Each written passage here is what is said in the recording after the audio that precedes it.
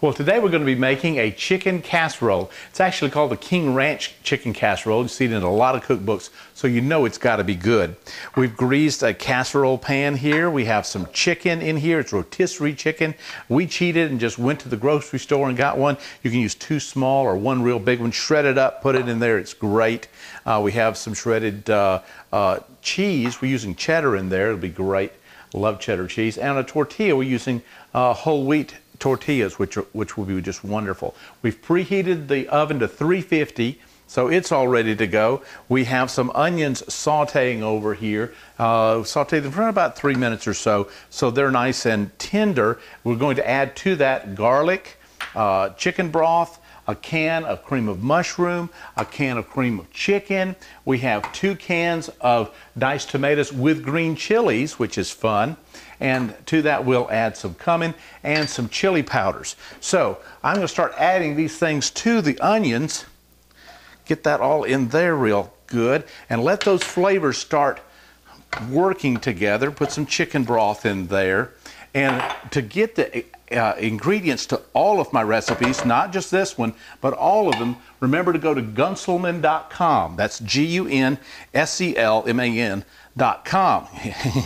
Get that cream of chicken out of there. And again, this is the diced tomatoes with the green chilies, which will add that extra little kick to it, as will the cumin and the chili powders. We're going to stir these together, let those flavors work together for maybe 8 minutes. Then we'll come back and we'll put it all together for you. Well, we've prepared the soup mixture and it's still piping hot there. What we're going to do in the assembly is take the chicken and just lay out a layer of this chicken, and ooh, this rotisserie chicken really smells good. And you can just kind of experiment with your saucepan, with your casserole pan rather, just how much you want on there.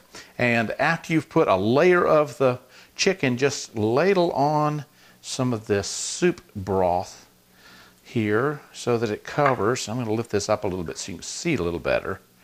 And just make a nice little covering of that. You see it just fills in real nice over that. Then once you've done that, we've taken that tortilla that you saw a while ago and we've cut it into these strips. And we're just going to put those strips over that. We just kind of layer. So it's kind of a layer deal here. We just layer it all on there. And again, just use as much as you like. And then we're going to take this cheese. We're going to do the same thing. Layer that over here. We're going to try to wind up with the cheese on top. And because we're going to have cheese on top in a 350-degree oven, and you can experiment with your oven, of course, but really like to cover that sometimes so the cheese doesn't get tough.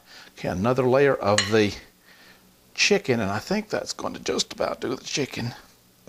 There, dispense of that. Let's spread that out and push it down a little bit. Now some more soup. And again, I'm going to use a lot of the soup on here because that has all kinds of wonderful flavors in it. If you could smell this, you would know what I'm talking about. I mean, it's coming right up into my olfactory there. And it is good smelling. And it's going to taste even better. So we've got almost all of that soup on there. And now we'll get one more layer of the tortillas over here. And you may not want to go quite this fast. You may want to make it a little bit more decorative than I'm doing here. But then a good coat of cheese on top at the very end. A good coat of cheese. And we're going to spread that out to cover about as much as the area as we can so that that cheese will soak in there real nice.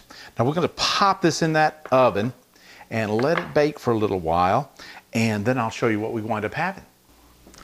Okay, well, let's see what we have here.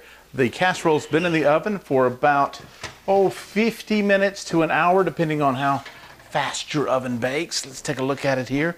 Ooh, how pretty. Ooh, it looks great. It smells wonderful. I'm not sure if it's going to be cool enough for me to taste, but The flavors are wonderful. So it's a little hot. I'm going to have to wait to eat it, but it does look fantastic. Remember, you can get all my favorite recipes at Gunselman.com. That's Gunselman.com.